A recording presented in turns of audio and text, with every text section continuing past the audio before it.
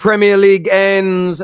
Everton stay up. Leicester City, Leeds United join Southampton going into the Championship. They have been relegated. I want to say a commiserations to Georgie. Georgie, one of our long-standing members and followers of the Football Terrace, is a big Leicester fan. Commiserations on going down to you.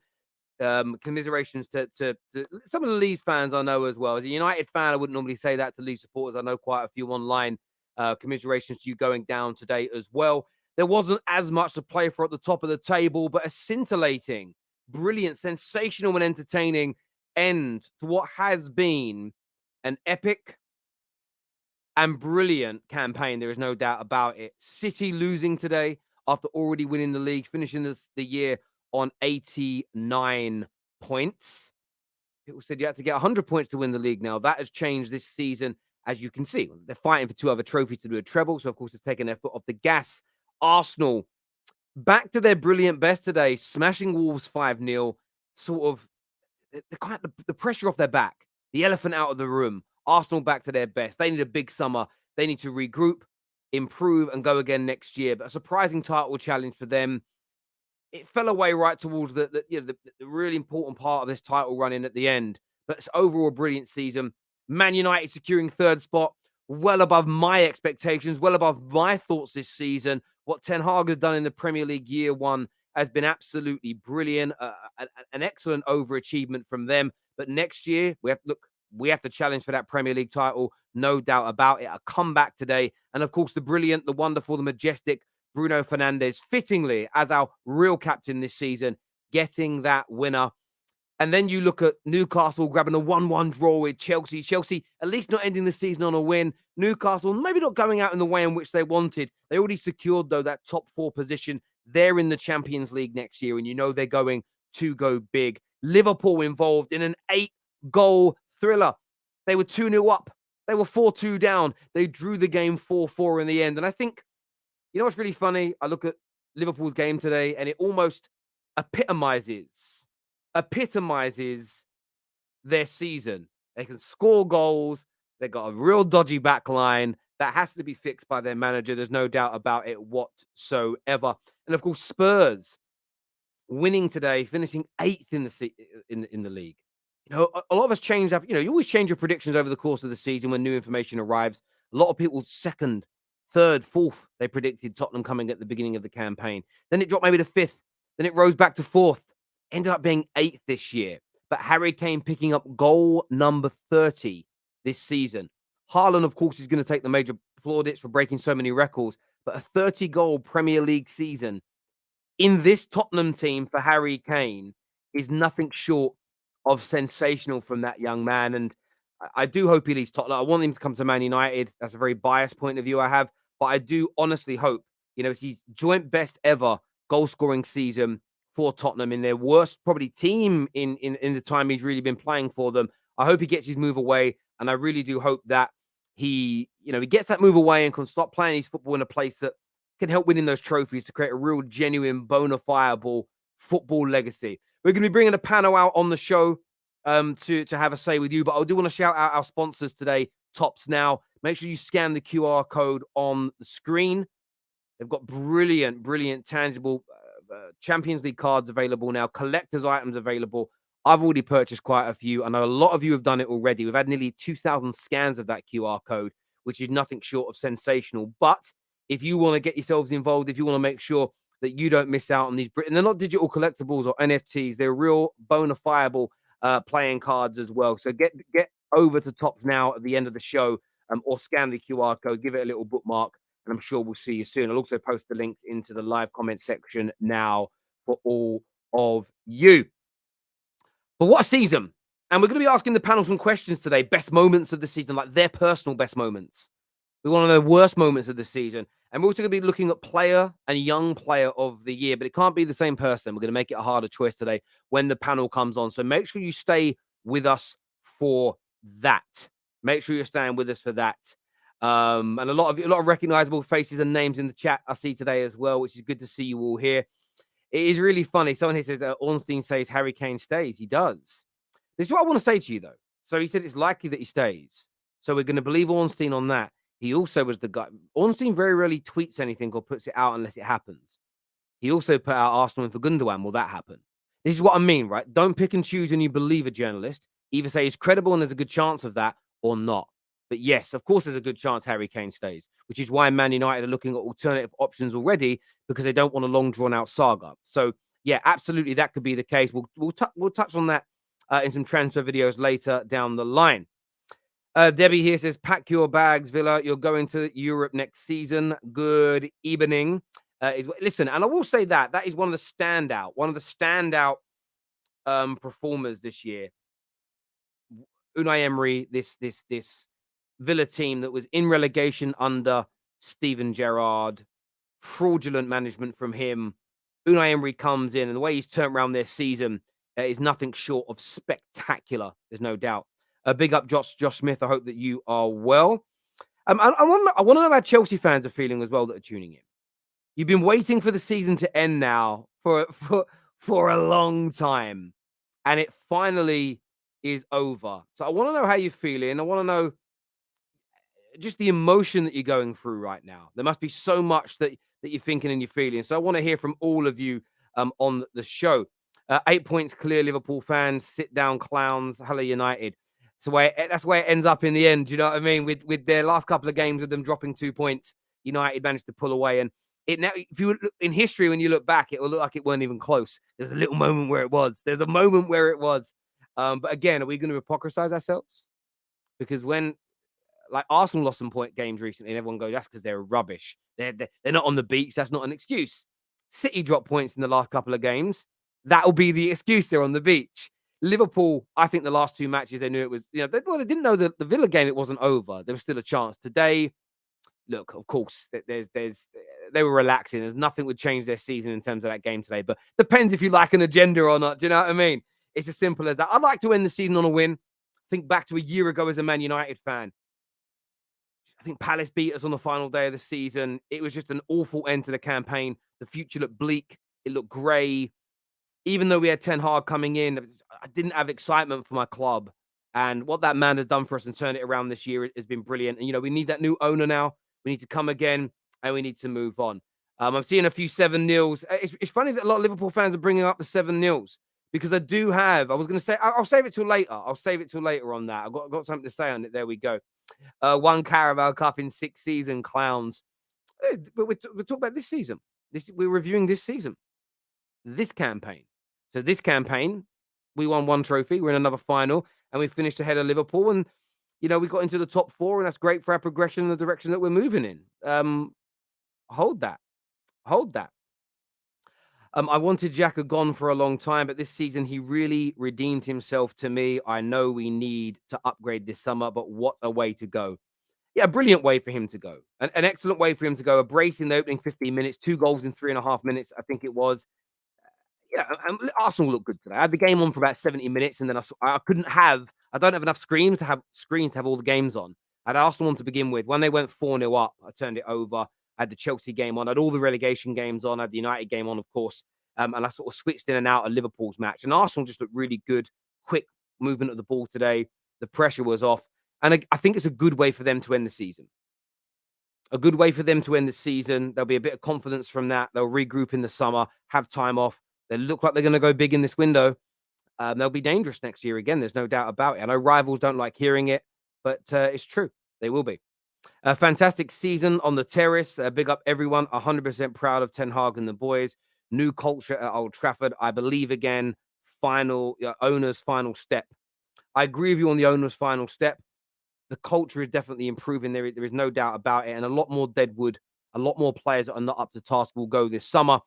And I want to say thank you very much for shouting out the terrace there, Josh. I know you're a member of ours, a legend and super fan of the channel, and I really appreciate that. And I want to thank everyone that tunes in to these match reactions. It's obviously still got a few more to go this season with the cup. I'm probably going to do one for the West Ham final. There's a Champions League final, the FA Cup final. We'll be live for that. There's no doubt. But another fantastic season. Your support doesn't go unnoticed. I appreciate it massively. Even my haters that tune into every show, criticize everything I say, never agree with me. You're welcome. You're more than welcome here also. It'd be nice if some of you could take the banter back a little bit instead of crying. But other than that, a brilliant season as ever. We've done that one here. This is from Cal. Says too little, too late. Be interesting to see whoever stupid enough to work under them with one game a week. Kane getting 30 goals in this team is stupid. Sensational from Kane, as I've already mentioned. One of the best strikers in the world. Just needs to move to a club now where he can essentially fulfill his potential. That's what he needs. Thank you, Paul, for the super sticker. There's nothing said on them, but thank you very much indeed. Barry here says, best moment was finding the football terrace. Thank you. I really do appreciate the compliment. As I say, it doesn't go unnoticed. It means a lot to me. I care greatly about my viewers. Doesn't mean I won't challenge you all. Doesn't mean I won't annoy you all at times, especially when you don't like my opinion. I went back to an old video from 8 months ago where I made my final season predictions, and United fans angry I had us in 6th. Liverpool fans laughing that I said they would come 3rd, saying no way we'll be higher. Are getting cooked by Gooners saying no way we're coming 2nd. It's crazy. And look, you look at those predictions. The Arsenal one was right. I predicted City winning the league. That was right. But my Man United prediction was wrong. My Chelsea prediction was wrong. My Liverpool prediction was wrong. And that's the nature of the beast. I would say to people this, be a little calmer, relax a little bit and enjoy things. It's all a bit of fun. That game sums it up. Solid defensively, only to give away cheap goals. Good build-up play and chance creation, but couldn't finish. Result mid-table for Chelsea. Listen, I said this about Chelsea. Chelsea are the epitome of what happens when you don't have good GA. Any football, honestly, I do mean this sincerely. You hear any football fan on Twitter tweet, GA means nothing. Any content creator saying GA means nothing. Just unsubscribe and move away. It is not the be-all and end-all. You need more than it. But without it, you're Chelsea. Just always use this Chelsea team as the example to somebody that goes, but other than scoring and assisting, what else did he do? You can't have 11 players like that, but you need people like that in your team. There was a United fan online today doing it. Bruno's only got 53% pass completion in the first half, and he's given the ball away 13 times. What? This is why he's so bad. He was the only one trying to break lines. Only one trying to break lines. Carried on doing it. We came back, got the winner. That's what Bruno does. Of course, you don't want 11 players like him, but you need individuals like it. You need people taking... Garnacho was getting stick in the Man United game because he had 2 attempts where he hit the crossbar with one and just wide, but pass it. No, you want them taking responsibility. Crazily enough, the commentator said he should have passed it. But then in the second half, when Martial was refusing to shoot, he was going, you want a striker and attacker with confidence to take shots in those scenarios. And again, I wish that you could all hear the commentary I was listening to. I'm like, what a hypocrite. If they're in a good goal-scoring opportunity, you should want your attackers to be taking those shots. If they've got a chance to feed a through ball in that could lead to a goal, you should be imploring them to take it. If you're giving the ball away in those areas predominantly, there's no issues. If you've got a man who's giving the ball away outside your box 10 times, 20 times a game, different conversation, but that isn't what's happening. You end up as Chelsea with no GA. You bang on. Hi, mate. Really happy with Ten Hag's first season. Give him the reinforcements he needs, and we will work miracles. Keep up the great work, Terry. Thank you. I cut my farts. I appreciate all your support this season. Chelsea are winning the league next season. Clip it. That's from African Giant. You know, I'm even going to timestamp that. 13 minutes and 28 seconds into it.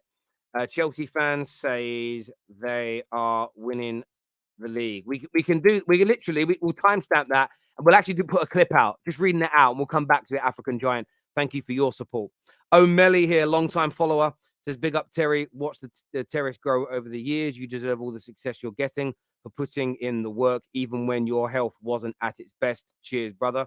Thank you. I do appreciate that. And, you know, the terrace helps me get through tough times in my life as well. It's really important to me. And don't worry, I look a bit red today. It's because I got sunburn yesterday because I am pasty ass white and didn't put any sunblock on. And I was out all day with the kids. Put sunblock on them. We had the roof down yesterday. Went to swimming.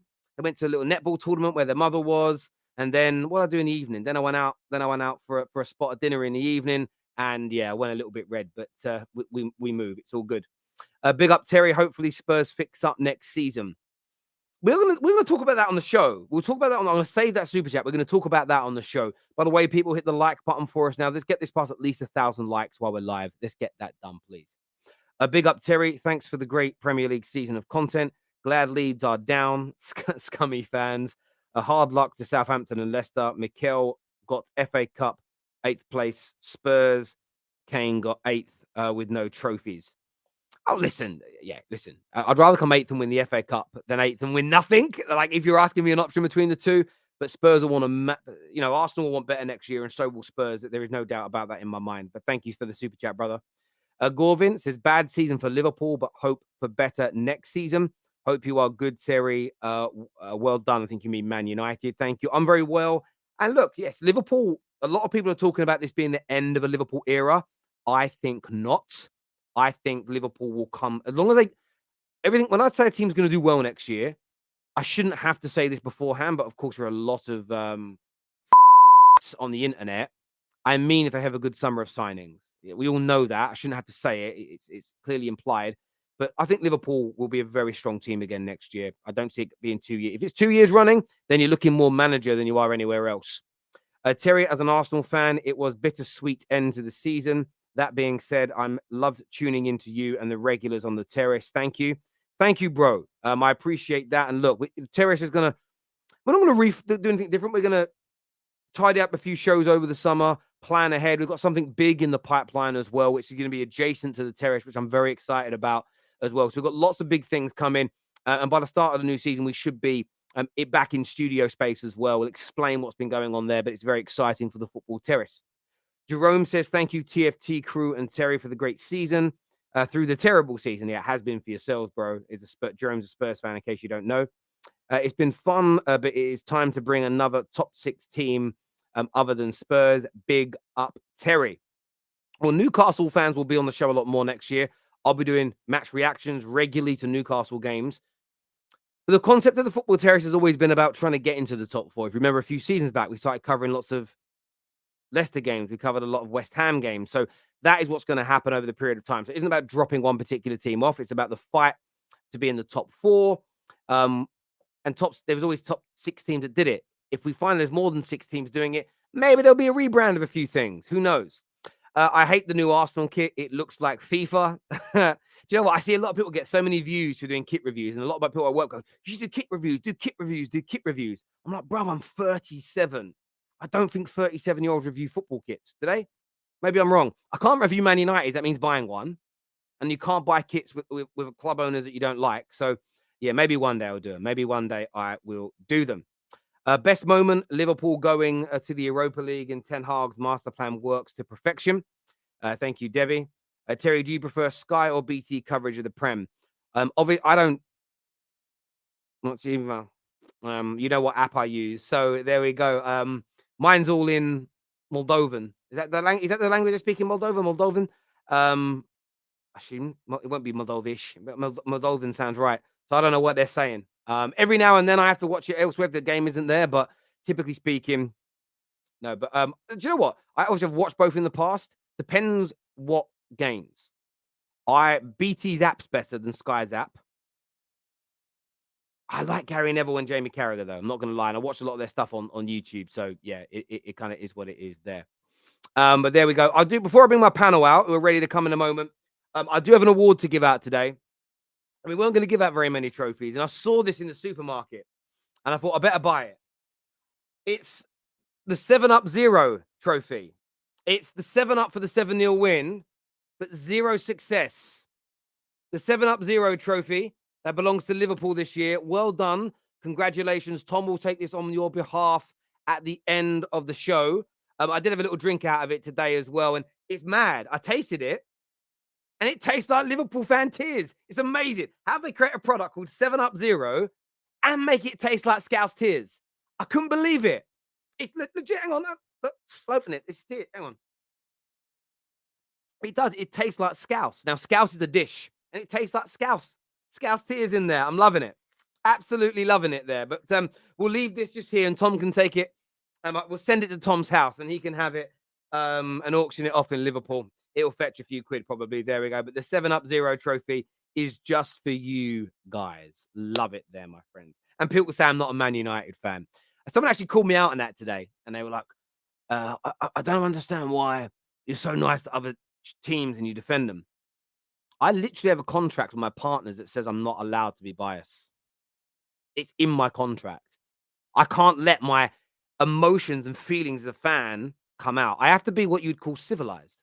Sometimes I can't help it, all right? And I get a little bit of leeway. But if I think something's good at another club, I have to state it. I can't sit there and go, nah, it's rubbish. My job's to host.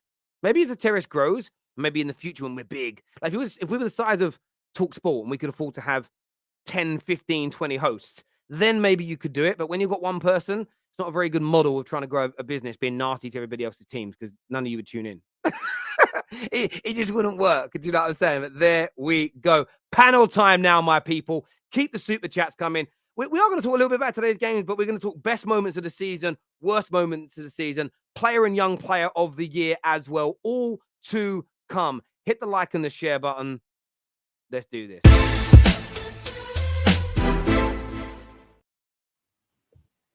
Welcome back, everybody, to the show. I don't know what to say to any of us, really, because none of us here won anything. It's in the Premier League this year. Weird end to the season. But KJ, talk to me. Man United came back from 1-0 down to win 2-1, securing third place. Yeah, third. A lot better than anyone predicted. I don't care what anyone says. Even Cam said top 4. I bet he meant 4th. You know what I mean? So Man United exceeding the expectations of most of the footballing world this year, and I can say nothing but I'm proud. I'm happy, and the base is there. Like today, I saw players and I saw bits of play. I'm like, yo, this going forward, something can happen here. Obviously, Ten Hag giving his speech at the end of the season, which I have not seen from a manager in a very long time. He's really up for this FA Cup, and yeah, it's just as a United fan, it's good. It is good. You know what I'm saying? It feels good.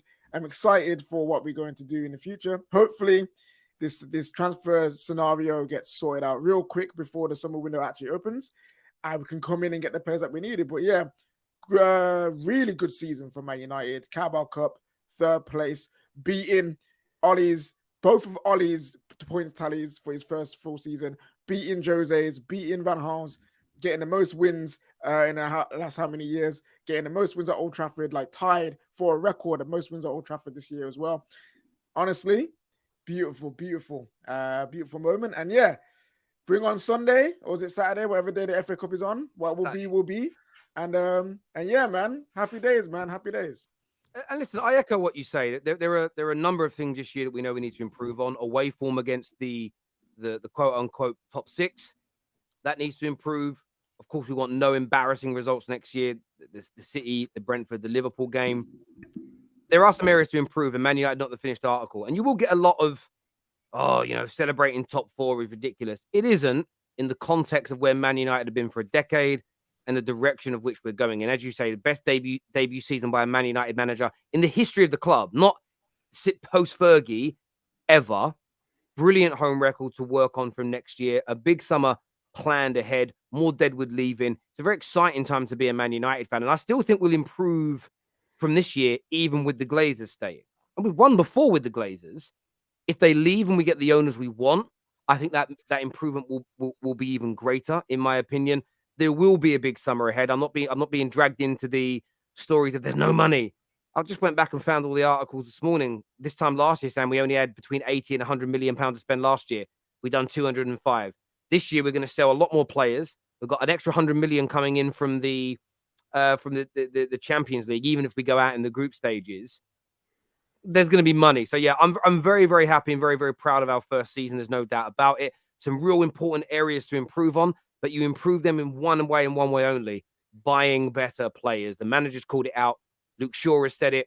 And Bruno Fernandes said this in the middle of the week, and I'm paraphrasing here, but he said, look, we're happy with coming in the top 4, but it's not enough for this club. Next year, we've got a challenge for those biggest trophies. We've got to be in them, and that's a standard. And I love hearing that, not kind of, we're just happy to be back in the Champions League. I don't want any of that talk. It's great. We're only happy to be in it because we want to go on to win it. And that echoes how I feel about my club. So yeah, very, very proud indeed. And excellent comeback. Excellent comeback today. People asking where Jess is. Jess is at the Arsenal game today. So that's where Jess is, as opposed to being on here. Egal, obviously a really good victory for you today. A good way to end the season for Arsenal. Yeah, man, that's what we do, man, Terry. Last day of the season, at home, pressure's off. We tend to see the team perform well for the home crowd and the team that have been supporting the whole team the whole season. 5 goals in the game, similar to what we did last year versus Everton. Granit Xhaka bagging a brace on his farewell. That's really good to see. Bukayo Saka, nice little left foot finish. Uh, uh, Jesus even got on the goal sheet, and surprising to see KVR getting on the goal sheet. Shout out to him. And Trossard, what a signing he's been, Trossard, getting also a couple assists in the game. But that's not only the only thing. When it comes to this season, that's the most goals we've scored in the Premier League. I'm not sure if that's all time or what it is, but we scored a lot of goals this season, close to 90 goals. All comps, we scored over 100 goals. That's a massive accomplishment because last year, Mikel Arteta said we're aiming to try to get at least 90 goals all comps next season. We smashed that. And it's a lot of people are going to be disappointed. It's going to be a bittersweet end, as somebody said earlier. But the reality is, it's been a good season. It's not been a great season because we didn't go and finish what we started. But hey, there's more to come, and I'm happy with the progression we've made this season as a total group. There's a lot to be happy about going forward, and hopefully we have a strong summer and we push on from here. Do you know what? You said something, said something there, Egal, that's really important.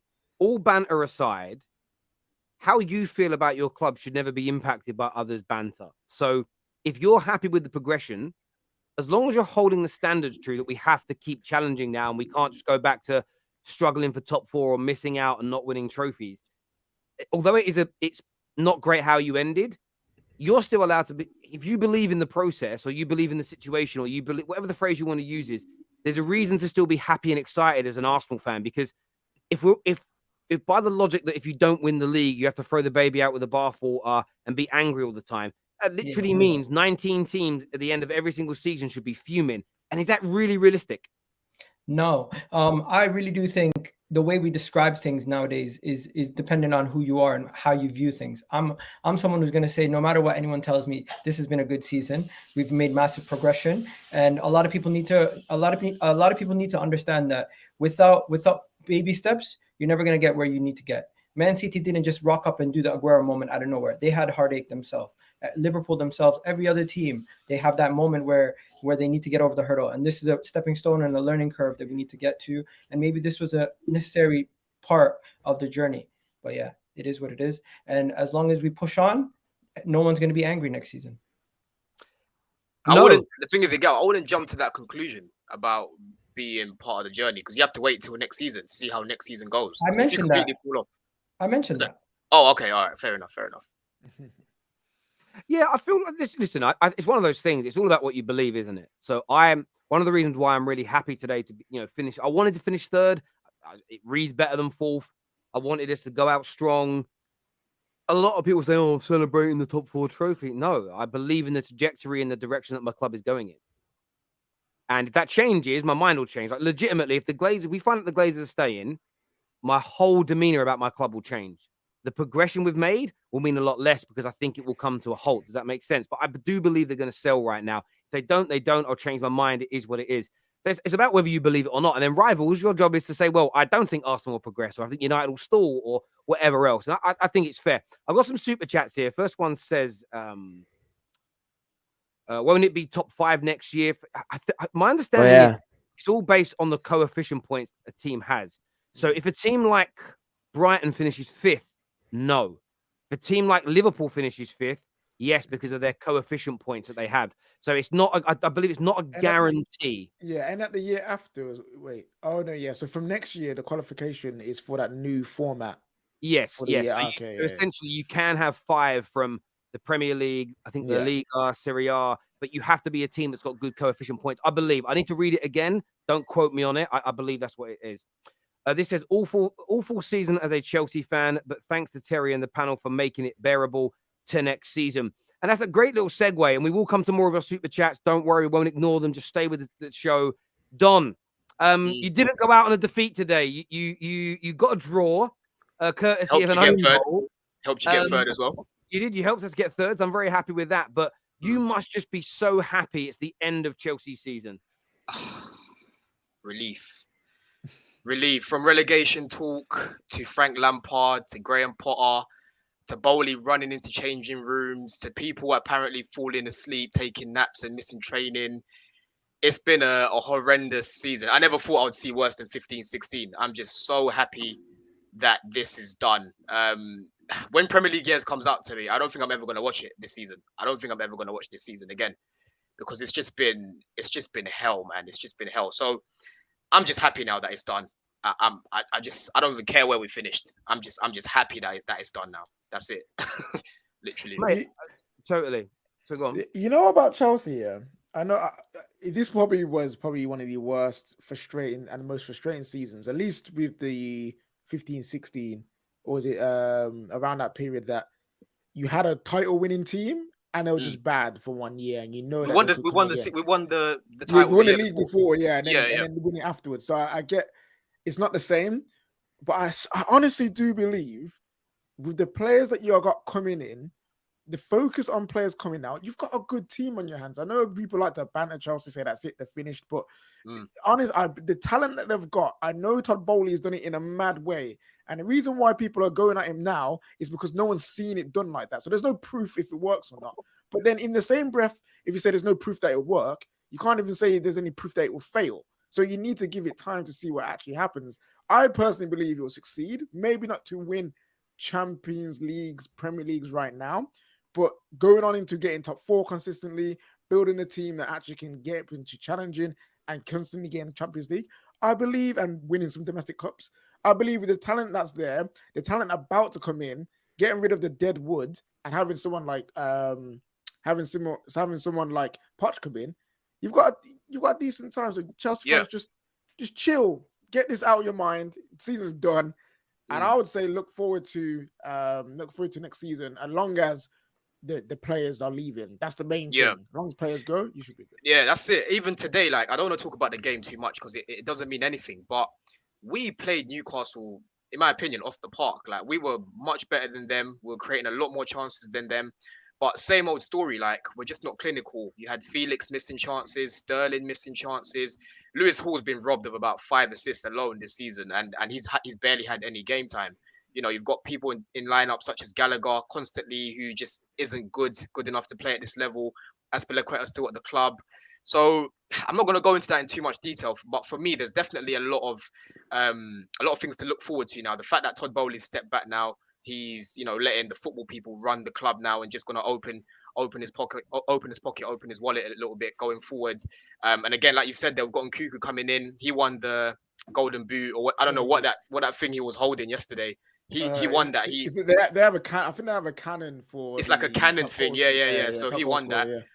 With him, honestly, I'm not looking at Bundesliga attacks, because when you actually look at him on the ball, completely different player to Havertz, because Havertz isn't a great player on the ball. Nkunku is a lot more clinical, and he's definitely a lot more technical on the ball. So I've got no concerns around the Bundesliga. You've got Malagusto. Haven't you got that Andre Santos kid?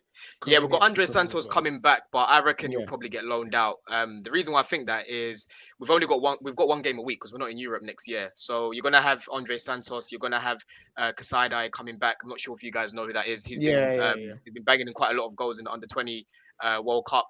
You're gonna have Carney there. So I think Andre Santos will get loaned out, because I don't want to keep him just for the sake of it. He's a DM. He's a DM. Yeah, you got Lukaku's coming back as well, right? I mean, from the looks of it, it looks like Lukaku's going to come back. I mean, look, he's been doing quite well like the past few weeks, but again, for me, it's the disrespect. He came out again the other day, basically said, "Oh, I always knew that I could go back to Inter. I always knew that Anderlecht would take me back." And I'm just like, again, you're speaking again. This is why I don't want this guy back. I'd always go back to the X and the side chick, bro. Yeah, basically, yeah. So he's too disrespectful for my liking. Yeah, he just needs to keep that quiet, doesn't he? This year says only Newcastle and City had a better defensive record than Man United. Man United are just a prolific striker away from challenging for the league. I think Man United need a little bit more than just goals. I mean, it's got 106 in all competitions this year. Remember, only City in Europe have won more games than Man United this year across all comps. We only scored 106 goals, though. We need to aim for 150 goals next year. And it doesn't mean I don't want a Harry Kane to come in or a striker and to just take goals of other people. It's score what we did to get now, but with Sancho getting more, with Bruno getting more, with Garnacho getting more, the new striker getting more. Man United need that. We need more in midfield. And I still think we need to strengthen at the back in terms of playing out from the back, and there's many areas. But everyone knows I believe that Man United, with the right back in the summer, can go and challenge for that Premier League title. There's no doubt in my mind. I think we can with this manager. Season's over. What will I do now? Listen, it ain't quite done yet. There's some finals to come. And then we have my favorite time of the year, the transfer window, the hustle and the bustle, the to and the throw in. I love a transfer window. It's so beautiful. It's a thing of beauty. It's a thing of beauty. Terry is savage. Lol, Liverpool tears. It's never given me enough stick this year. But as I said at the time, that was a painful day. But as long as we achieve our goals this year and finish above them, it will pale into insignificance in the grand scheme of things. Now, I always believe, baby, vindication, City next. Yeah, Cameron's one of the Man United fans who did predict a top 4 finish. So fair play to him, top man.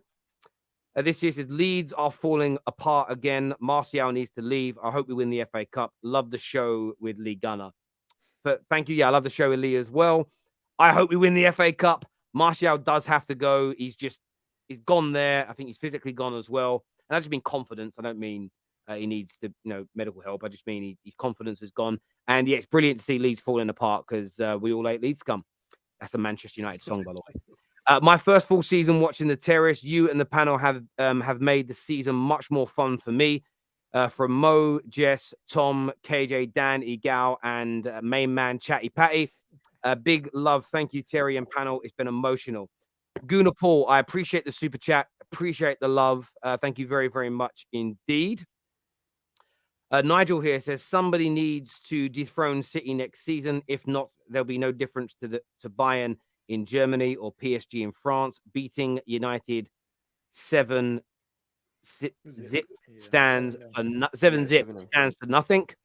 Yeah, listen, there'll always be banter because of it, but at the same time, again, I can't speak for every man. I can only speak for myself. I was over it about a week later. If I'm being honest with you, I just was. But there we go. To be fair, that scoreline, like you say, reflects Liverpool perfectly. 7 goals, 0 trophies, 0 Champions League nights in 2024, 0 joy.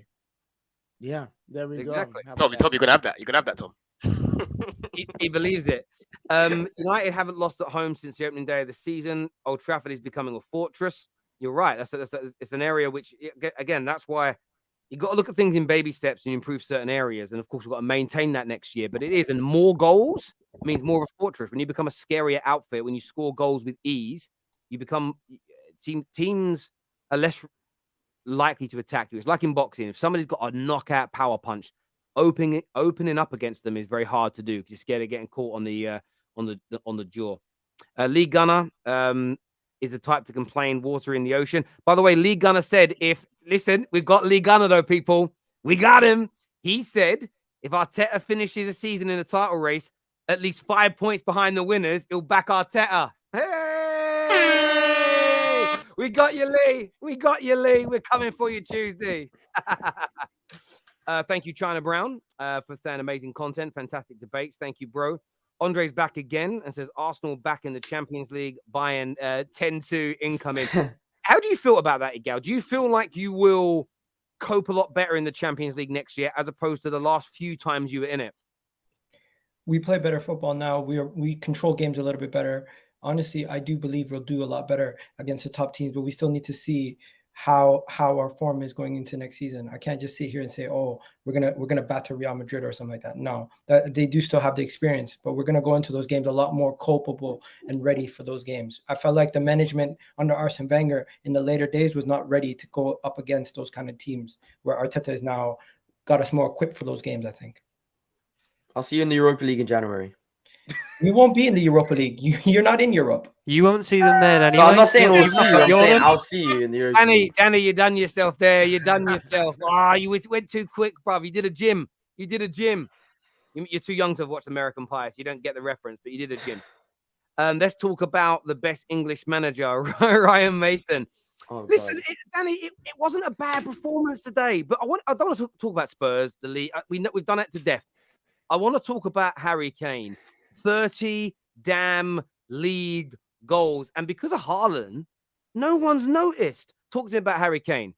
Yeah, apparently, I don't know if you guys have seen this. I've been looking for it on Twitter, but I can't find it. But apparently he was crying at full time. Which could mean that he knows something that we don't, that he's gonna leave the club. Yeah, well, but he was crying No, like no, two no, seasons ago. He's He crying was crying because like he's staying. He's crying because he can't leave, bro. it could be He it could be knows he both. can't go It could be anywhere. both. It could be both. But listen, you know how I think he's gonna be playing for Tottenham next season. I've said it a few times, but if it's true that he was crying, I'm trying to find the video. I can't. I think he'll leave. But 30 goals in a Premier League season is insane. And I don't even think that's his best season. I think he's been dry on assists. I think that has to do with the way that we've played him. We haven't played him as deep as we usually have, where he finds that ball into Son. But I think still it's unreal season. And I just ask myself, how can this man do if he's playing with competent footballers? How can this guy actually play? And I think if you put him in that Manchester United team, there's Ballon d'Or shouts. I generally think that. He is one of those players that you can honestly put in that shout if he has those good players around him. But listen, I feel bad for him. I feel bad for him, and I hope he goes. I hope he goes and wins trophies, and I hope he puts himself in that legend category because that's where he deserves to be. Do you know what's crazy? He's scored Go on, more than Dom. 30 goals twice now, and they've both been beaten by record holders. So Salah done it when he scored 30 last time. Salah beat him to it, and now Haaland. This is That's just peak, mad, man. man. To score 30 goals in his team is ridiculous. And That's then a Spurs for people not curse. calling him Yeah, world man. class, it's just crazy. And he also broke another record today. He's the first player, I think, in no, for sure. This is a record. I saw this earlier. He's the first player in Premier League history to score in 10 consecutive final days. Mate, Oh, So that's mad. Harry Get the Kane is, trophy.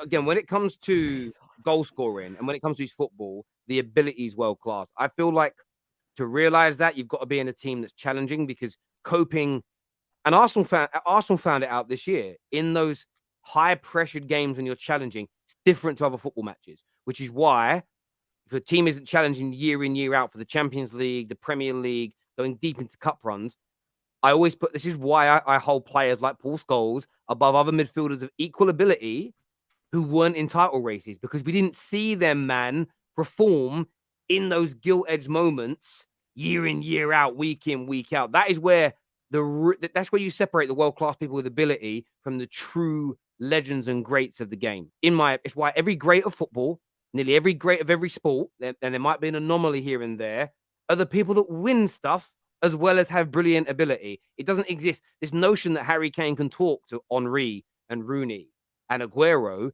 on footballing ability, yes. In terms of doing it at the biggest and most important moments, no. I want to see Kane in that class. I want to see him eat at that table when he retires.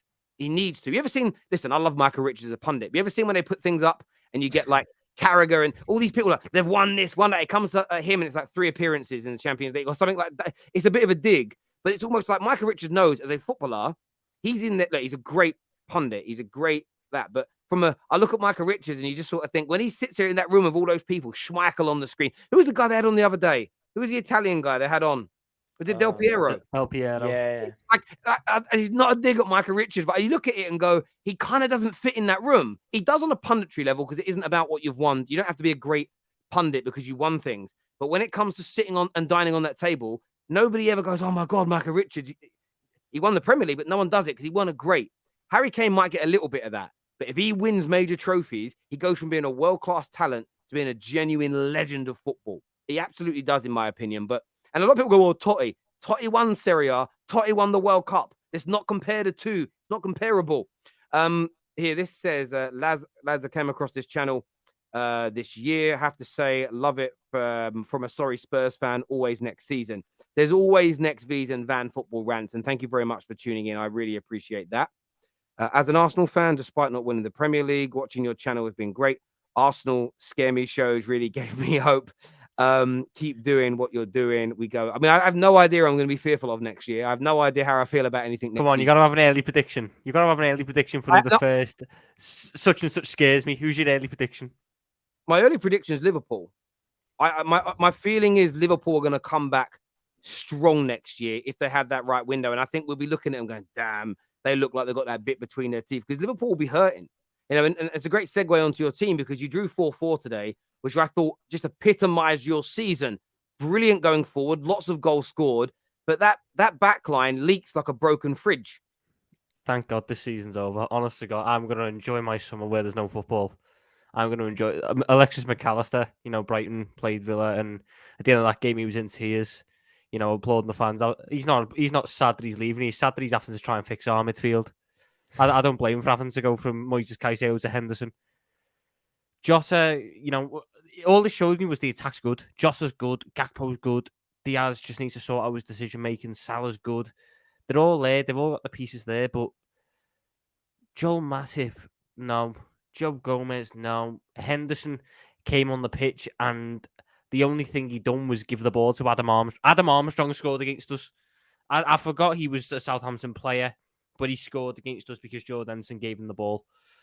It sums it up. I cannot wait to get these transfers over the line. This just showed me what we need. We need 3 midfielders. We need 2 centre-backs. We cannot cheap out again. We cannot sit there and try and go, well, we'll only buy 4 and then we'll hope that such and such can cover in that position, then we'll get away with it. No. You cannot afford to cheap out again because Chelsea aren't going to cheap out. Arsenal aren't going to cheap out. Newcastle aren't. United aren't. They are not going to wait for us to catch back up. We have to make sure that we are on it. We clearly have the pieces there to get back above them because we have the deciders, we have the game winners, we have the factors that I don't think a United necessarily have, that an Arsenal necessarily have yet. We still have those big ones, but that's all well and good when you've got the other supporting pieces.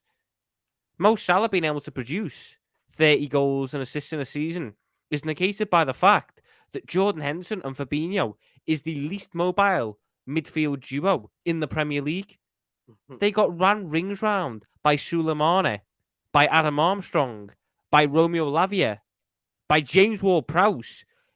From start to finish, it was a joke. And we can get back there, but we have way too many problems that people are just brushing under the carpet as get him in and it'll fix it, get him in and it'll fix it.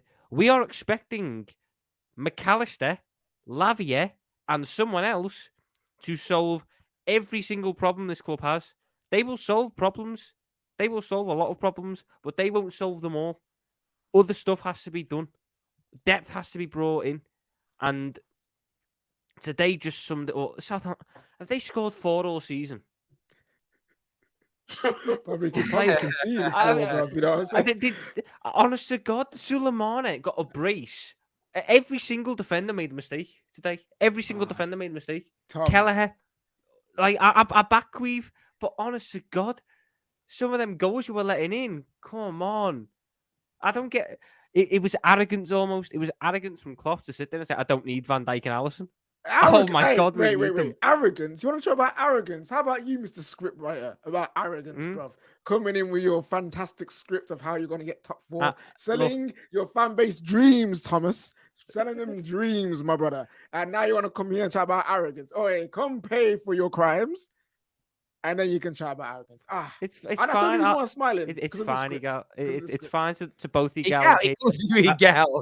No, because it You're used to me saying stuff, man. No, because it comes from Egal as well. Because I see both of you in the Europa League in Jan. We'll be having a face off to see who's going to win that trophy in Dublin. Like I'm not.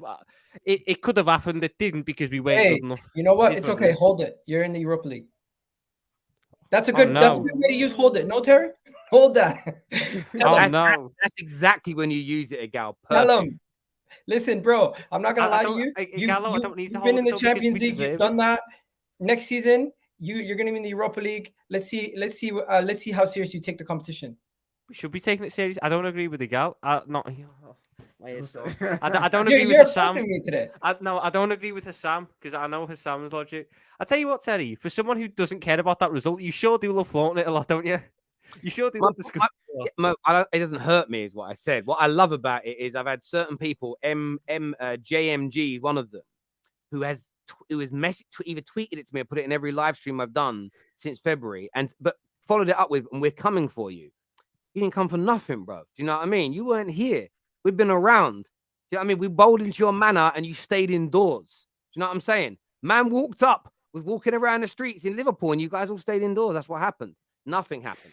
I didn't even get me happiness. I didn't even get me happiness last day of the season of Everton going down. No, they can't even do one job right. No, I don't get anything. This season's a joke. I'll forget this season.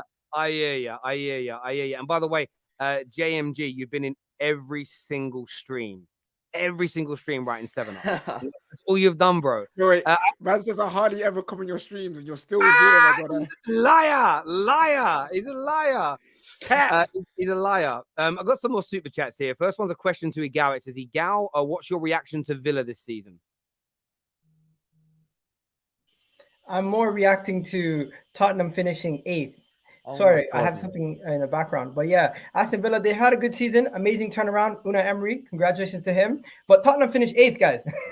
That's what- you that's like the 8th. most You funny just finished like story. 8th twice in a row, like a while ago, Listen, didn't you? forget Egal and Villa, bruv. Hey, good evening, fam. The Europe is coming to flipping Brum. Let's flip it and go. You know, what I'm saying? Congratulations I to love them. that. I love that. Listen, Go on, I bro. remember Villa fans talking about signing Emil Smith Rowe a couple years ago. You can have him this time. Just bid a decent amount. They're on to better things. They're on to They better don't, things. they don't want him anymore. They don't want him anymore. Can Well, I they don't can I think sit the there best and is- say Steven Gerrard played the part in getting Aston Villa into Europe? Shit, no, you can't. That is so true. Oh, hey. Blaze here says Lewis Hall is the real truth. Same for Madueke. Mudrik will be benched for Nkunku, and hopefully we get Watkins instead of overrated Osherman, if not Kane. Is what's said there by my guy You Blaze. guys bullet with Modric, man. Watkins, nah. No, Watkins is good, no, but there's definitely Egal. other options we can go for. You didn't dodge a bullet because you guys were saying, "Oh, Teta, he's such a genius." Well, imagine if he had Modric. Da-da-da. Come on, you didn't dodge no bullet. You know. No, Modric listen, wasn't good for maybe you. he would be hold performing on. better at Arsenal, but He would. Trossard has been really good for us. No, I get that, but do you know what? Do you know who I felt bad for today? I've never laughed at one of my own players missing an attempt on goal. But Weghorst had half an open goal to get his first Premier League goal for us, and the ball from Sancho was great, and he I do missed all it. the And time. I have never ever laughed at my own team not scoring a goal. I was like, oh, this guy, he's so bad, he's got to go. Christopher here says, bloody tight and good season. It's on the Cronkies now. Spend, Arteta, learn, and up the tactical game. And next season, for once, looks promising. Come on, you Gooners. Thank you, bro. Will we match Liverpool's trophies if we win the FA Cup? I believe we will if we win the FA Cup. As I keep saying to people, by the way, the guy Derek won the draw for the FA Cup tickets. I think you have another 24 hours to accept it. We've emailed you 3 times since Friday. You have to accept the ticket. Otherwise, the draw gets done again because you have to be verified. It's all done by an independent company. So if you're watching, Derek, I've seen you comment on videos that you're the winner. You've got to go into your emails and accept it, brother. Otherwise, you're not going to get the ticket. And He's expected this to come. Imagine he was logged in like with a fake email or something. well, mate, we've done it with fake emails on him. They'll just redraw it again. Essentially, when you buy a ticket, it tells you that you have a period of time to claim it. They're emailing them every day. Get it done, bro. Because I've got to get it transferred into your name, and I need you to hurry up and do it.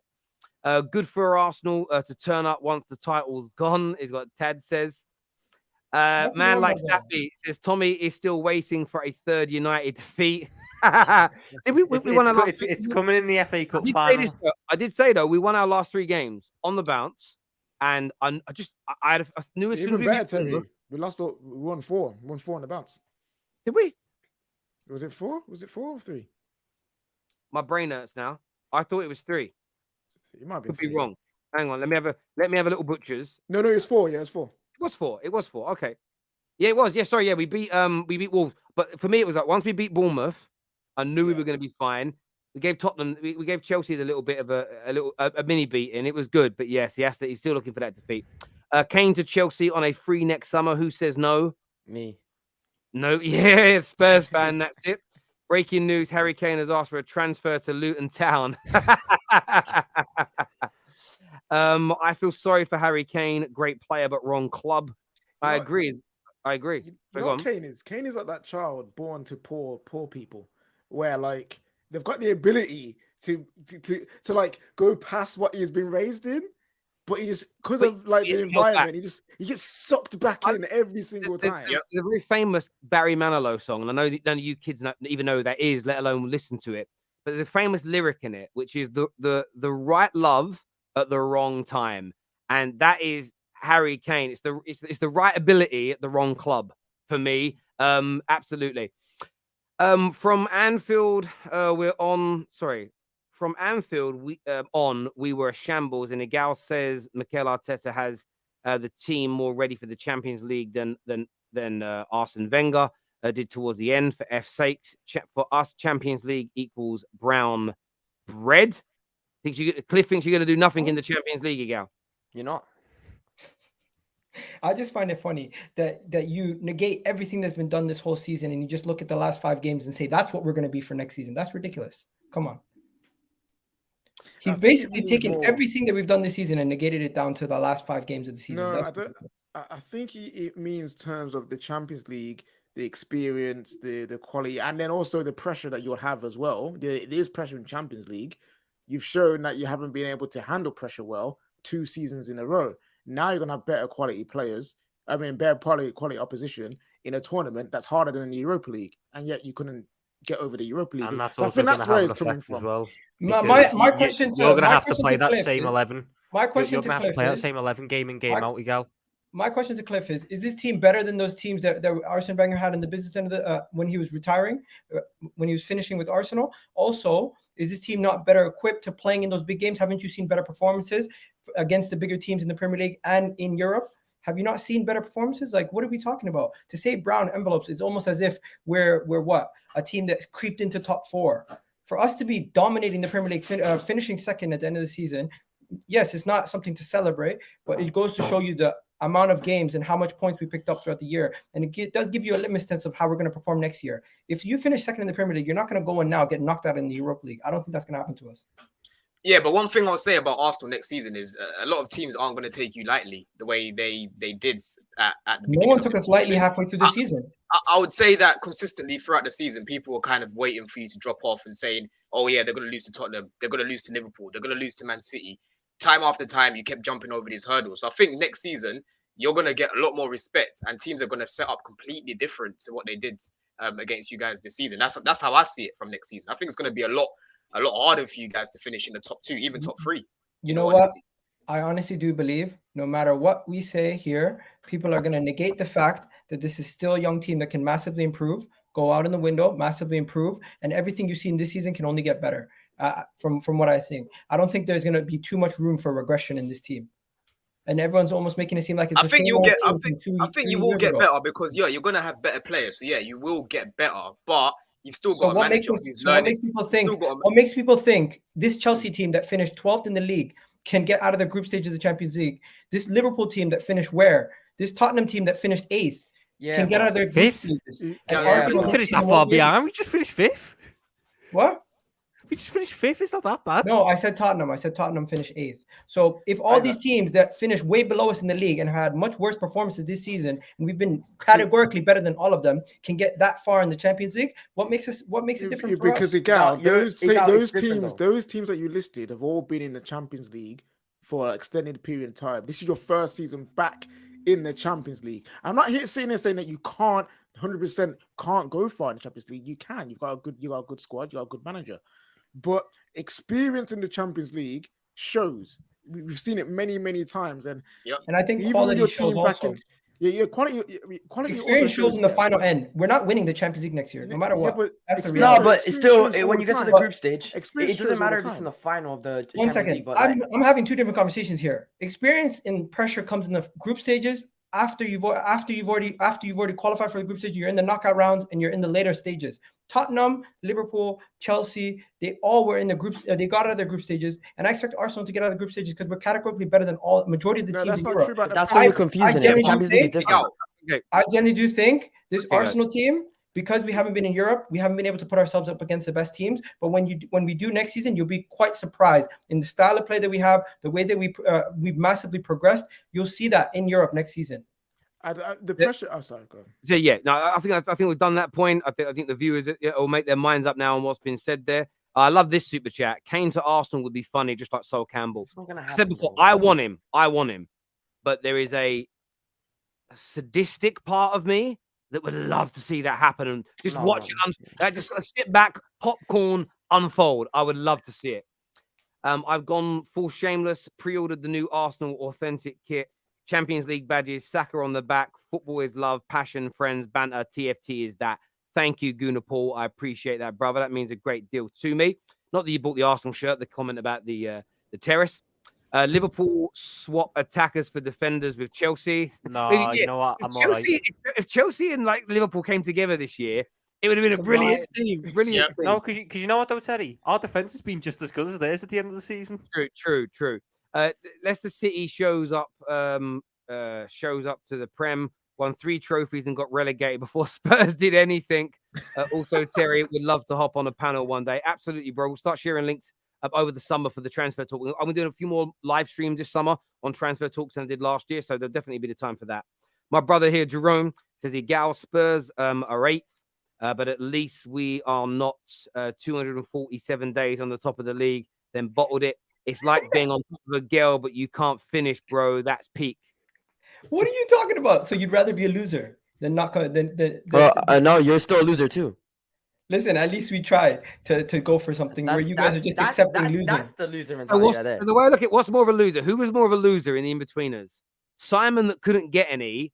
No, sorry, Simon who couldn't get any, or what's the name of the geek? Will, who was had the opportunity but didn't know what he was doing. No, the loser is the person who finished 8th and is trying to laugh at the person who finished 2nd. No, they're both losers. They're By both the losers. way, I just a joke. Like, it isn't serious. I know, but Jerome, come on, man. You can do better than that, Jerome. Do we have to ring the doorbell at Luton Town? You will do. No. When it goes to a VAR review, the referee will have to leave the pitch and go into someone's house to go watch it on the Sky.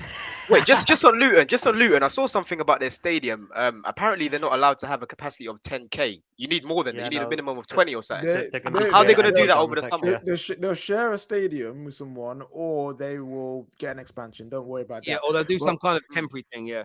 I'm just waiting for someone's dog to be let out of the garden by accident, and he runs onto the pitch. Something bad's going to happen like that. This year says improvement required by Arsenal is A, compete on all fronts, B, do better than second whilst achieving A.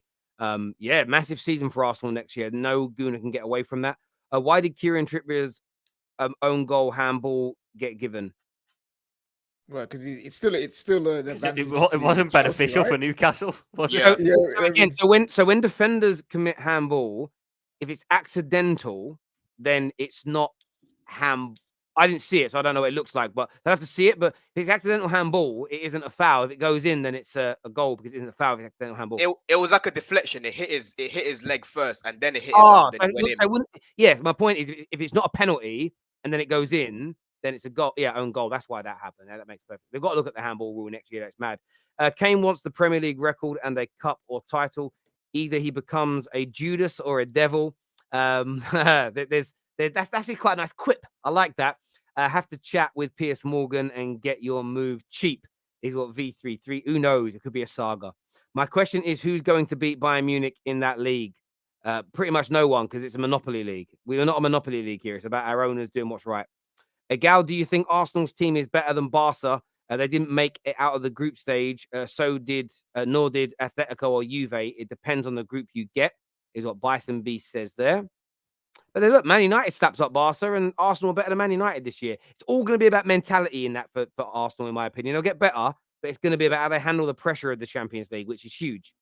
Someone said we succumbed to the pressure last season, and again this year. No, we've learned from that pressure to come second. We're learning from the pressure.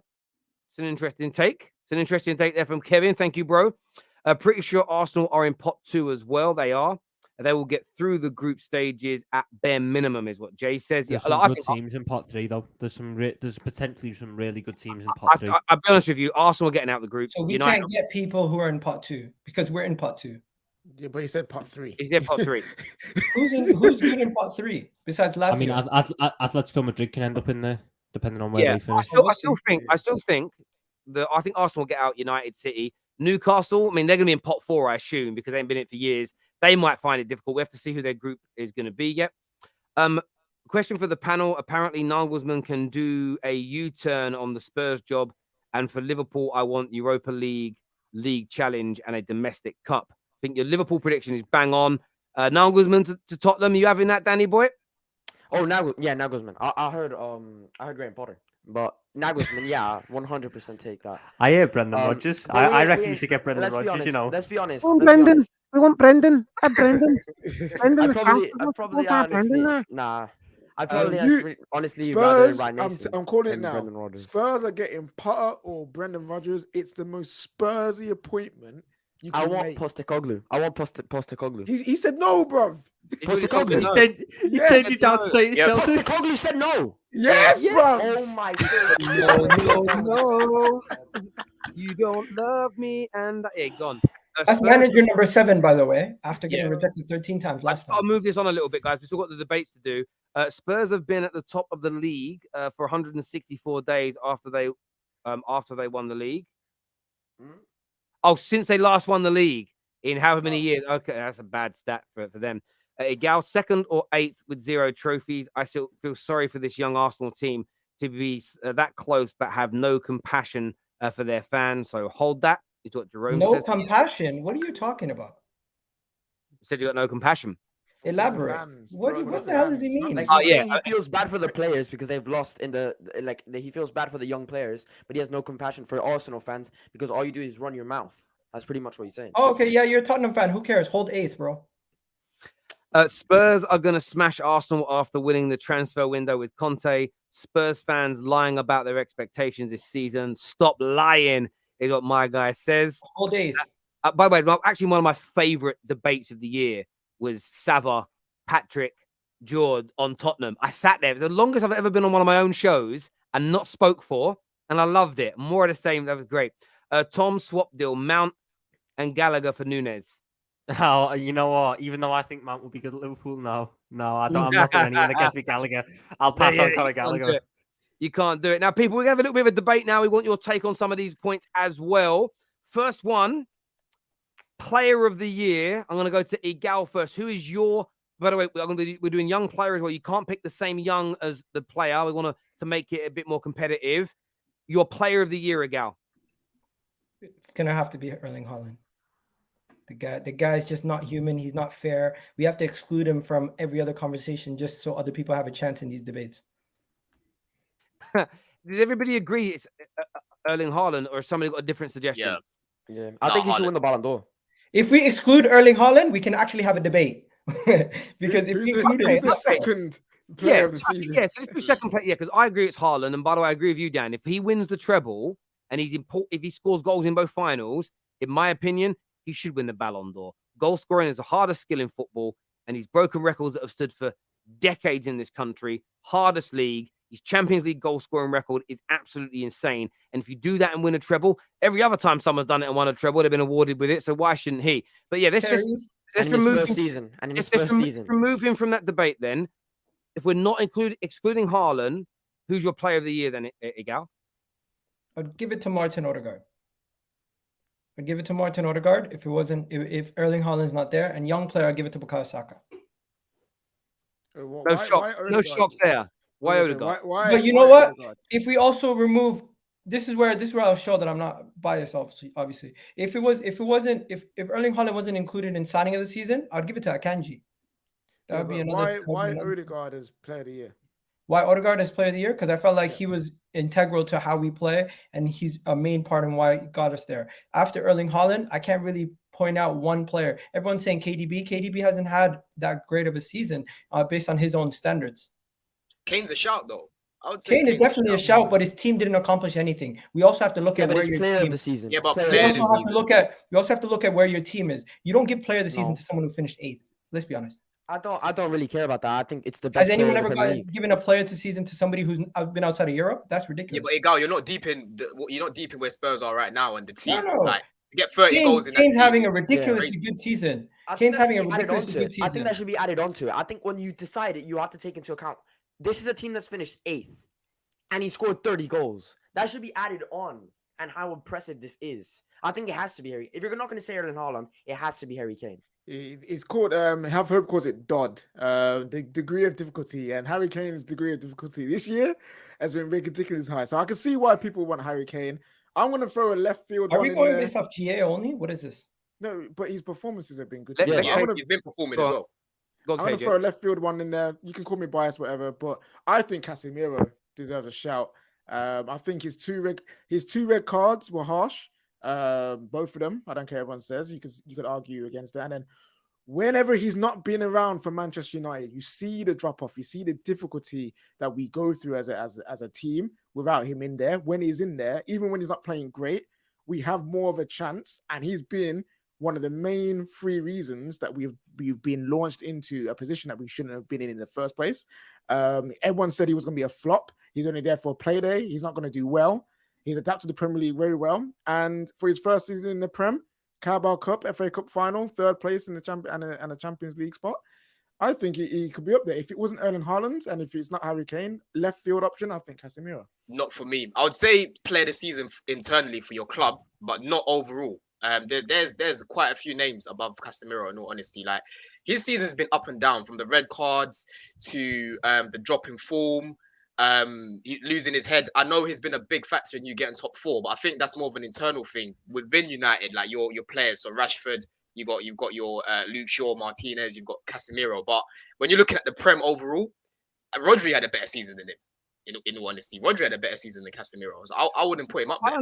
I understand that. I understand that shout, but I often see players that get discussed many times in the past of how far they moved the team forward, how much they impacted the team and driven them forward. And Man United, I think Bruno Fernandes had an impeccable season for us, maintained his qualities and delivered where he needs to. Rashford, he was good up until the World Cup. World Cup until now, 34 appearances, 22 goals. Really helped fire us from being maybe in the top 4 race to being well in it, and obviously trophies. But Casemiro's leadership, his togetherness, yes, he had that little dip in form for about 3 games, and we lost a couple. But that demonstrated how important he's been. And every one of the players we've mentioned, Odegaard, Saka, even Haaland, have all had 3 or 4 or 5 bad games throughout the course of the season. So I don't think 2 or 3 bad games should Casemiro's exempt, though. Casemiro should be exempt, though. From this why should he be exempt? He played 28 games compared to the other guys who played near 37. Yeah, but again, like, I believe that is because those red cards were harsh. He did not grab that player around the neck. He grabbed him here. You can clearly see, and they were fine afterwards. Games played should be a factor. And the second red card, we've been seeing giving yellows like so many other times throughout the season. So it's one of those ones. And also, he's also scored important goals for CDM, important goals that led us into this position. Like, we don't get top 4 without his goal against Bournemouth. He could be signing of the season conversations. No, but yeah. So I understand. Listen, he isn't my pick for player of the year. If I'm excluding Haaland, I think Odegaard's a big shout, but where did he go during that collapse? He was one of the guys being taken off that field of play every time when Arsenal was struggling. And I think that would go against him. I think Saka, who is younger, I think he's young. Saka younger than him or the same age? Younger. Saka's younger. So he's younger. I think of him as younger, but I've never actually gone and checked. Saka is younger. But Saka has got faded a little bit there. I actually think Harry Kane is such a good shout for what he is up to put up with and the way he's delivered and the way he has played. 2 months ago, Harry Kane's name weren't being mentioned. This is why I don't like player of the year being voted for before a season finishes. But then what did these goals lead to?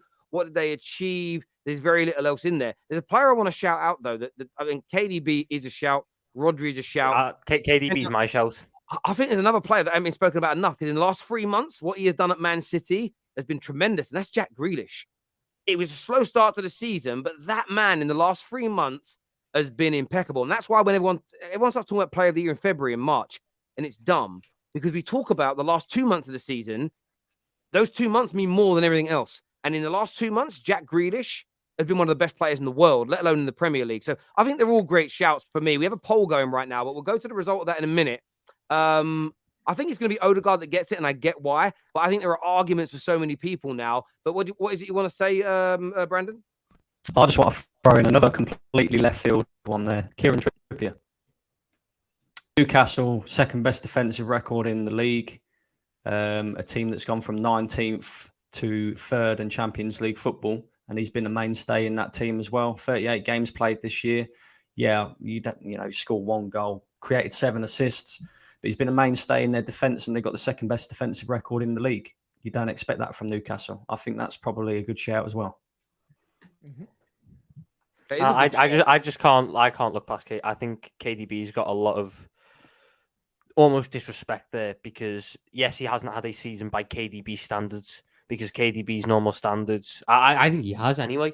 I think that Man City team had to go through a phase of adapting to Erling Haaland up front. They'd done 3 years with false nines. That they then had to change to a completely different striker. KDB was going first, got a grasp of that. Hence why he's ended this season with yet another Playmaker award. But when I look as well, he's been consistent all season in all competitions. KDB. And when KDB, yeah.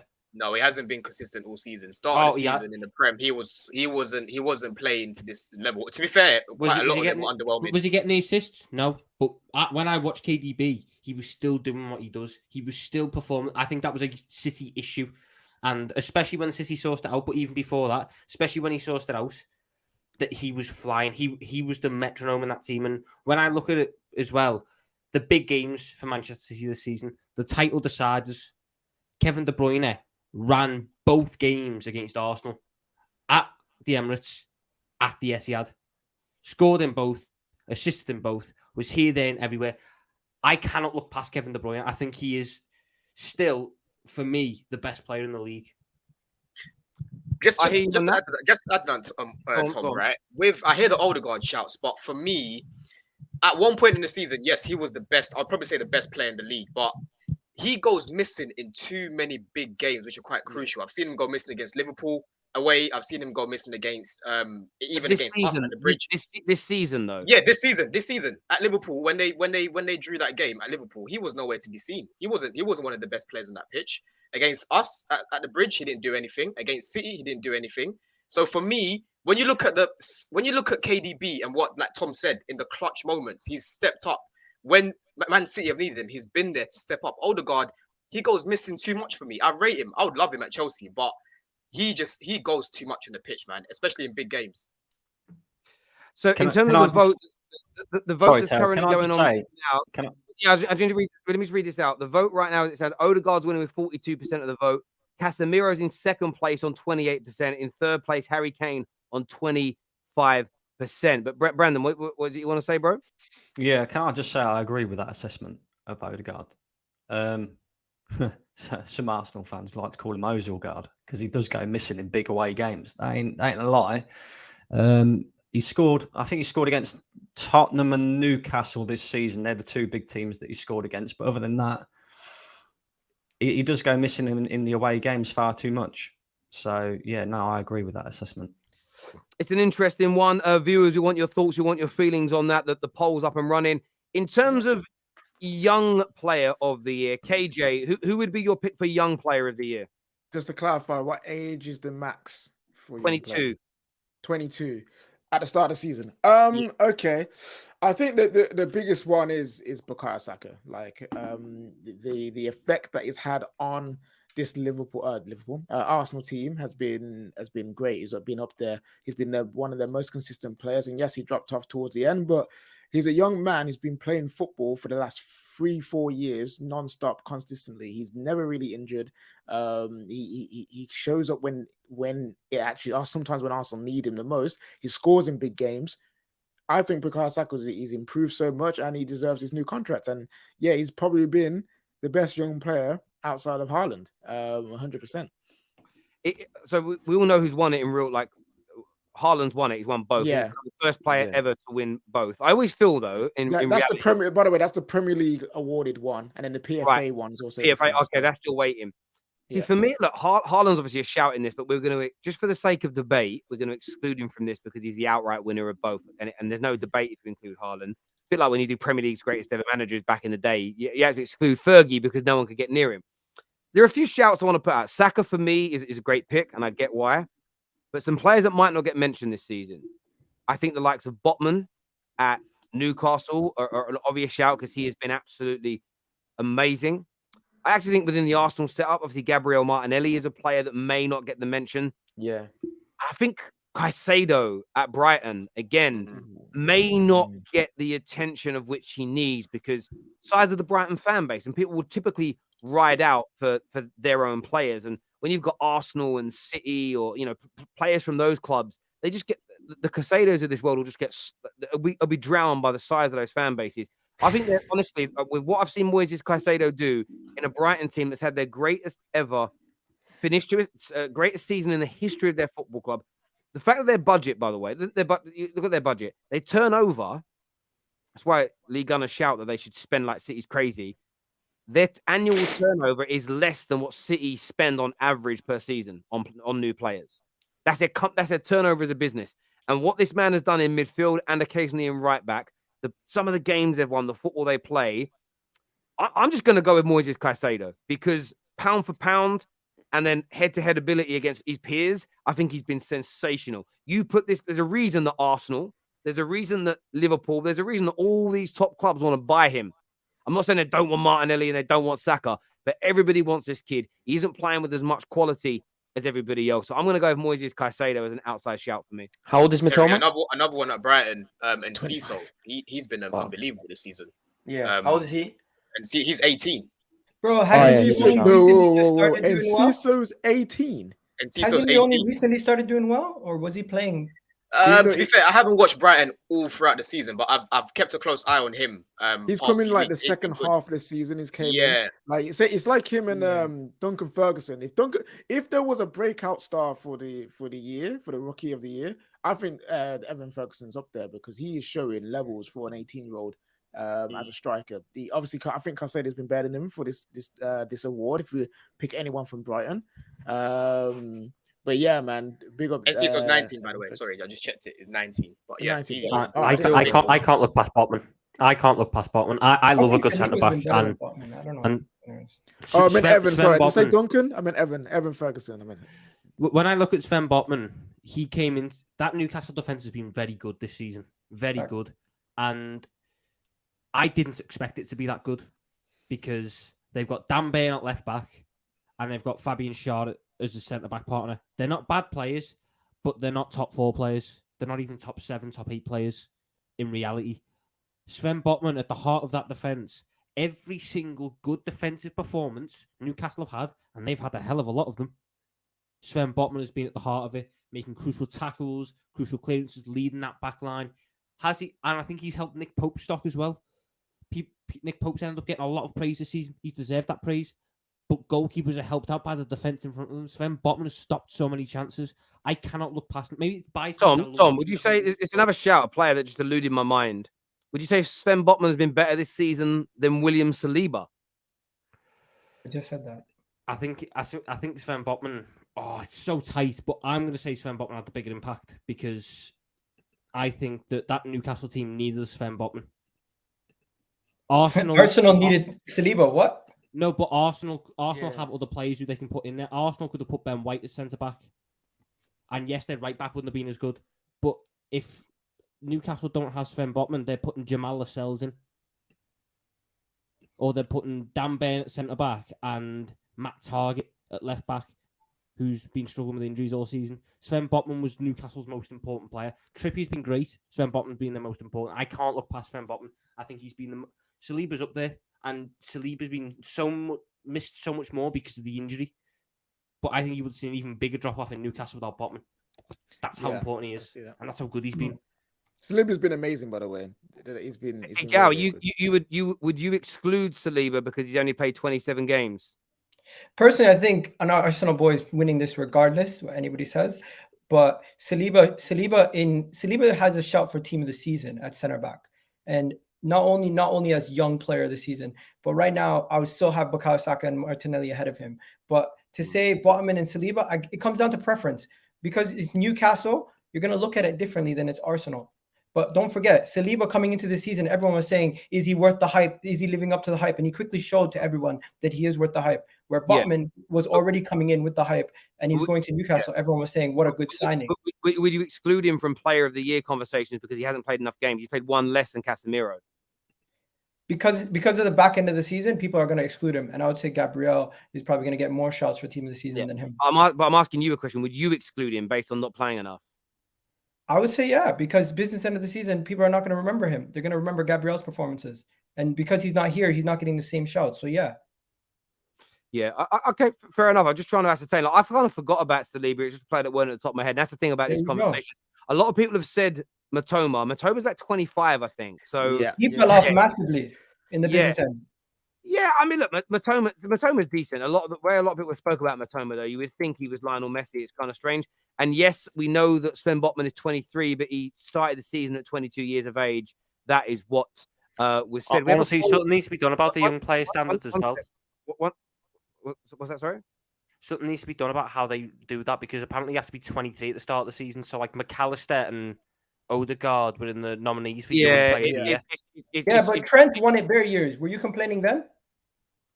Because but he was like 19 and 20. He was 19, 20, and 22.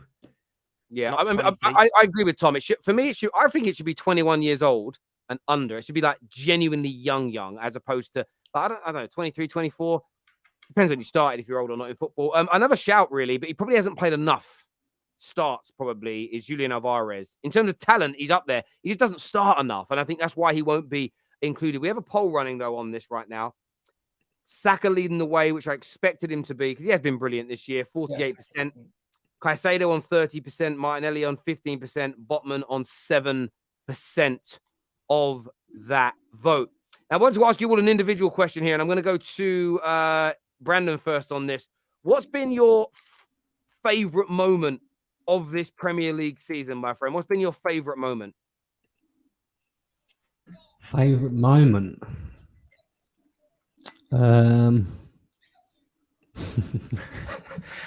I don't really know, Tel. That's a tough one.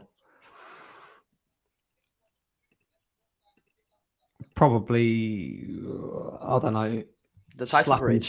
Slapping Spurs at their ground. I was just going to say Reece Nelson coming back against Bournemouth. That gave everybody hope. That made me feel like, you know what, we were going to do it. It was destiny, but it didn't end up happening. But it was a great moment for us, and it unified the fans for a little bit. Yeah, I've got a singular moment, but like in terms of like in general, just Marcus Rashford in general for me has been my highlight of the season. Probably my favorite was probably him dunking on Arsenal. That was fun, including where that goal that he scored when we lost to them. But I think Marcus Rashford for me, people know I love him, but the way that people write him off saying he's going to do nothing this season, that he's a new Dele Alli, the fact that he scored the most goals that he's ever scored in a season, 30 goals, first player since RVP for Man United to do that. For me, I've just loved what I've seen from him this season. Headed goals, left-footed goals, right-footed goals, solo dribbles, end tappings. Yeah, Marcus Rashford's my highlight for me personally. I hear that. If we're going in general, though, it has to be the 7-0. It has to be. No, so, bro, it's your favorite moment. So your personal favorite moment or best moment. Does that make sense? It was quite enjoyable, Terry. Let's not be, I bet it is. And I think people would say it again. Mine, I think Garnacho's winner against Fulham was amazing just before the World Cup. If I'm going to say overall season, it's winning the Carabao Cup.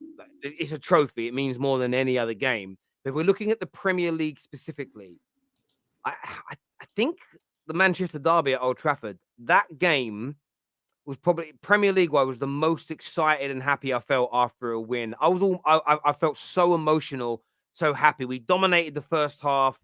City were dominant in the second, went 1-0 up, and I just thought, we're done here. To come back the way we did, Bruno's goal, slightly controversial, but we all love a controversial goal going our way. And then two academy players, Garnacho to Rashford for the winner, was just sensational. But Garnacho's winner against Fulham was great, no doubt about it. Tom, I think we're going to know what yours is, but tell us anyway. It's the seven. Unlucky to miss out is Diogo Jota's winner against Tottenham, just because I got to see Richarlison cry. But it's the 7-0. It's the 7-0. I think that is. I'll never see a result like that again. And another one that's unlucky to miss out, even though it's not Liverpool related, watching Tuchel and Conte scrap on the touchline third game of the season. That happened this season. People, it's been that long. Frank Lampard got sacked, had a break, and came back to Chelsea in the same season. No. It's crazy. KJ, if you want to know how. Why do you keep saying my name? Yes, now, bro. I'm gonna have to go. I'm just gonna say the best game. I'm not even gonna say the 7-0. It was the 3-3 Tottenham Liverpool. That was the craziest game. It had 4-3. I wish it was 3-3. Whatever the score was. 4-3. It was 3-3. At that point, I was like, the game's done. Then Jota to go and win it, and after things celebrating, hilarious. that's your Yo, favorite Egal, movement I over- didn't even over- realize that. I didn't away even from- realize away Jota from- scored. Away from Man United, away from Man United, I'm talking about general. In terms of best game, 2-2 Arsenal Liverpool at Anfield, especially it's the best game this season. And I think if Arsenal would have grabbed that winner at the end, or Liverpool, I think it would go down as the greatest Premier League game of all time because of the way Arsenal started, dominated for one half, Liverpool dominated for another, and then right in literally the last 10 seconds of the game, both teams could have won the match. That was a brilliant What game. about the 3-2 at the Emirates? That was good too. That was very, very, very good. But yeah, I think in terms of that, in terms of worst moments of the season, I want to go to Chelsea first. What's your worst moment this season? I gotta go Terry Love, bro. All right, mate. Thank you. Worst result this season. My God. Worst moment. Okay, worst moment for me. Okay, it has to be against Southampton. That was bottom of the bottom. Literally, they were bottom of the league. They had a manager that wasn't even their manager. Rocked up to the bridge, moved to us. Lavia was just bossing the midfield. We lost that game. We were terrible. That was the game when I saw Mason Mount up front. That Fofana came off at halftime, and Graham Potter put Mason Mount up front. That was when I was like, yeah, I've had enough. Because Terry, I came on the terrace like early on in the season. I was giving patience. I was, saying all the mitigating circumstances, all the injuries and that he's had, all the problems he's had to deal with. But after that game, I said, enough is enough. This guy's got to go. So for me, I'd probably say Southampton was the turning point for a lot of Chelsea fans. Yeah. We lost to Spurs the following week, and I was numb. I was numb to that result because Southampton is what done it for me. Yeah. So I'd probably say Southampton. How about yourself? Danny's gone for now, but Brandon, your worst moment as an Arsenal fan this season? Take your pick, Tel. 2-2 at Anfield when you're 2-0 up. 2-2 at West Ham when you're 2-0 up. 3-3 against Southampton at home and you're expected to win that game. I think that's probably the worst one, to be fair, because I think that's where our title challenge ended. So, yeah, I'd say that one. How about yourself, Danny Boyle? Your worst moment? I'd probably have to say my best moment and my worst moment are actually the same. And that would be my trip to London to watch my first ever Tottenham game. Now, every moment before the first whistle was the best moment I've had of Tottenham in my whole life, actually. But then that match was just dreadful. What game was it? Tottenham, Arsenal losing 3-0. No, 2-0. Oh yeah, I remember now. Sorry to remind me. But the best moment for me, honestly, would be now because the season's over. Yeah. My worst moment, and there is proof in what I'm about to say. If you go back and watch my reactions, my worst moment this season where I felt at my lowest was the Brentford hammering. Liverpool's result is far more embarrassing historically, but just go back to the match reaction after the Liverpool game and go back to the match reaction after the Brentford game and just see the difference in me. I had a rant that I tweeted at half time. Yeah, I remember that. It did 1.9 million views. That was my worst moment of the season because I felt it wasn't the worst result. The Liverpool result was worse and more embarrassing. But the worst moment was because after losing our opening 2 games and getting battered by Brentford, I'd already predicted us coming 6th or 7th. I thought, my God, we are absolutely in the pits. And I didn't, as much as I wanted to believe, that I had this horrible feeling that we were not going to turn it around this season as quickly as I wanted to. And I just felt so numb and so low. And I remember the whole week building up because the next game was Liverpool at home. And Liverpool at this point weren't being looked at as a bad team. And I remember the whole week being so fearful of going up against this Liverpool team who'd battered us 4 or 5-0 at Old Trafford the previous season. We were awful and I couldn't believe it. And as much as I say, the Liverpool result was a worse result, there's no doubt. Someone said worst result, it was that Brentford game and the proof's in the pudding. Go back and watch the match reactions and the difference in my demeanor and attitude. Because even when Liverpool beat us the way they did, I was like, okay, horrible. We've won a trophy. I know we've progressed. I think we'll bounce back. I still think we'll make the top 4. I still believe in the way we're moving. It's that moment thing. Like you just said there, that wasn't your worst defeat of the season wasn't to Southampton, but it was that moment where there was a change in your mindset and your belief. And it's those things sometimes that hurt more. So yeah, the Brentford game for me. How about Terry? It's interesting you say that because when I look at your green kit, I always refer it back to that game against Brentford. When I see that green kit anywhere, I always think of that game at Brentford. That game was mad. Yeah, Mad. that So, yeah, game no, was I absurd. But agree with mine's actually not even that. Mine's actually West Ham losing 1-0 to West Ham, because that game, I was like, okay, we had a little bit of a wobble against Brighton. Last minute handball, okay, you can deal with it. The fact that we went on the game, and lost 1-0 to again another mistake that was which was worse.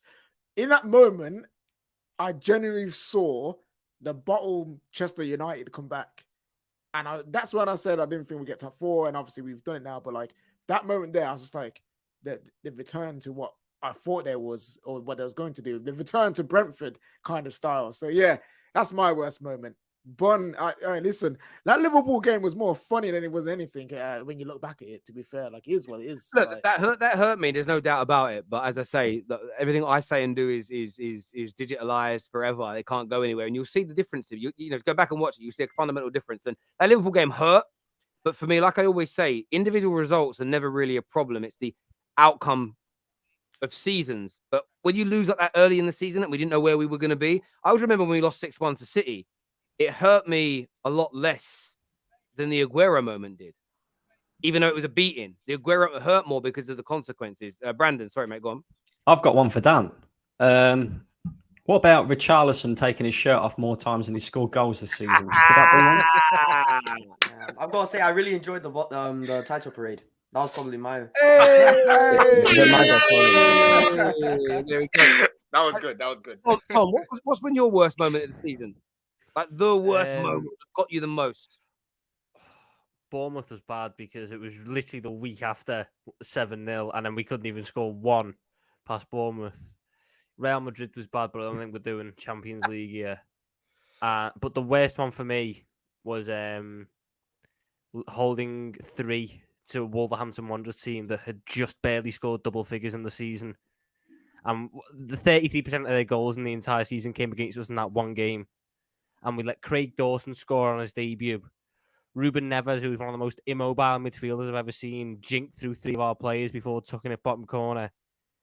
I don't think we got close to scoring. That was the one where I was like, no, I'm done. I'm sick to death of this team, of this manager. Just get them all gone. 3-0 to Wolves. Didn't they have a striker? I can't remember who they had up front. Hwang Ki-chan, who had to go off injured after like 20 minutes. I can't remember who they played up front for the last 70. It was someone. Yeah, but Tom, that was karma. I think he was injured though. That was a crazy game. You lot beat Wolves in the I think it was the FA Cup when FA Salah should have Cup. been offside. Salah should have been offside, right? And they scored a goal that was onside, and they gave it and got offside. disallowed. Yes, Yeah, yes, Because they yes. didn't have a That was- camera yeah, angle. I remember that one. Some Yeah, crazy yeah, moments. yeah, Some yeah. crazy moments. But we're going to do some more on the top. We're going to do some more of these on the Top 6 show tomorrow. We're going to do manager of the season, and then we're also going to do your angriest moments. Not because you're angry at your team, but angry because something happened to your team, like the lines not being drawn in the Brentford game or penalties not being given. We're going to do that tomorrow. I've got some super chats to get through because I've got to run to the train station soon. This one here says, I feel bad for Marco Reus. He's like the Harry Kane of the Bundesliga.